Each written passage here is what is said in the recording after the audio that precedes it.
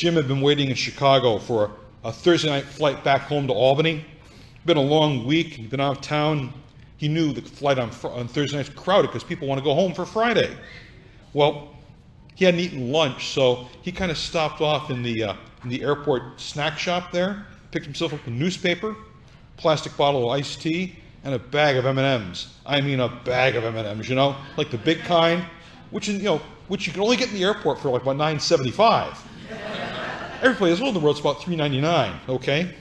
And so there he is. He kind of settles down. He's already through TSA and all that stuff. He's sitting down. He's reading his paper, and he's sipping on the tea. And this woman sits in the chair next to him in the boarding area, and he notices that she seems to be eating M&Ms too. And then he notices that a moment later that she kind of reaches down and is taking M&Ms. He's just thinking to himself, wait a minute, that's my bag of M&Ms. What's going on? So he kind of just goes right in with the hand and comes up with a big pile of M&Ms. He's going, and she looks at him and kind of just moves. Well, her flight gets called 2 or 3 minutes later. His flight gets called about 45 minutes later, and he takes his bag. After he takes his briefcase, puts his newspaper in the bag, and there's this bag of M&Ms in his bag, this unopened bag of M&Ms. Jim wasn't very hungry anymore. Eating and living are connected, aren't they? I mean, sometimes say, I'm sorry, folks, the way the light is, I'm going to hold this up a little bit here, if that's okay. Eating and living are connected. Sometimes, how you live determines how you eat. And what you eat can change how you feel. And how you feel often tells you just a lot about what your appetite is at a particular time. Eating and living are connected. Jesus understands that.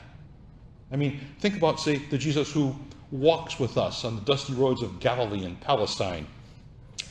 Jesus understands this too. Being someone who knows the Old Testament, didn't we spend a lot of time recently talking about manna and quail for the chosen people in the morning? Sure. There's that truth to that proverb that say that the way to a man's heart is through his stomach. Jesus knows something about how we are being fed, and we are people who need to be nourished. Now, so it's part of our tradition. With God, it's part of our very human tradition too. We need to be fed. In our first reading today from the book of Proverbs, God, kind of embodying wisdom, offers food to the people as they seek God out. In John's Gospel, we hear again today that Jesus offers himself as food, so that eating his flesh and drinking his blood, you might remain in him. This intimate connection, this intimate intercommunion, it doesn't end with Jesus in death, but it ends the invitation for us, it's open-ended, leading us to eternal life. Jesus speaks to people from his heart. That is, unless you eat his bread and drink his blood, you cannot share his life. His words are so striking and startling to us. The people of his day, many of them just have a hard time accepting eating flesh and drinking blood. We understand this with 2,000 years of tradition behind us, but it was new to them, and many of them just stepped aside and could no longer follow him at that point. They did not hear in his invitation something that drew them very closely and intimately to him forever. They could not get past the image. I mean, truly, you are to eat and drink of Jesus' flesh and blood if you wish to have life. Jesus reveals a very different and new way to think about bread from heaven. It nourishes us for life eternal. Let me ask this question differently now that we have that and it's 2,000 years later. I mean, do you hunger and thirst for Jesus? Do you desire to drink his body and eat his body and drink his blood? The challenge is to remember, say, just how intimately eating and living are so connected. That's why I say how we eat really determines a lot about how we live. That is, your life, your everyday life with words and actions determines, say, how you prepare, not just to live with others, but to live and dine with Jesus. Sometimes how you feel speaks volumes about where your appetite is today. And that holds true for your spiritual appetite. Do you hunger and thirst for Jesus? Do you hunger and thirst to enjoy his eternal life? Or do you sometimes wonder if maybe you don't even belong at the table of the Lord this day? I mean, you've been walking around in your skin all week. You know what kind of person you've been. And sometimes you might feel, why would Jesus invite me to the table today? I shouldn't be there. Jesus won't have that. Jesus is forgiving. Jesus knows that we hunger so deeply and so intimately every day. He calls us to the table. Come. Don't push yourself away. Come. Remember Jim and his bag of M&Ms? Come. Eat. Live. Be connected with Jesus. How you feel tells you something about your appetite this day.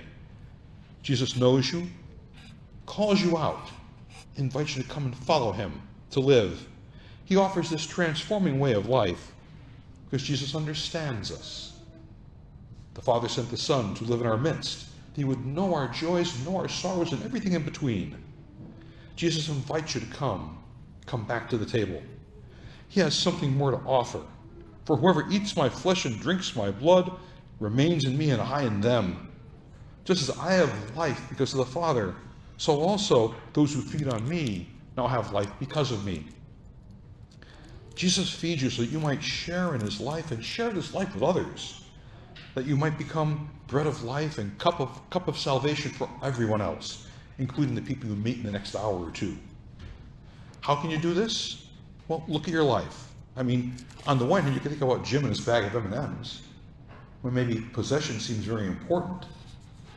Or you can think about what it means to be invited to the table, to feed others, whether it's feeding them in the pit of the stomach, or in the depths of their soul, or in the corners of their mind, their imaginations.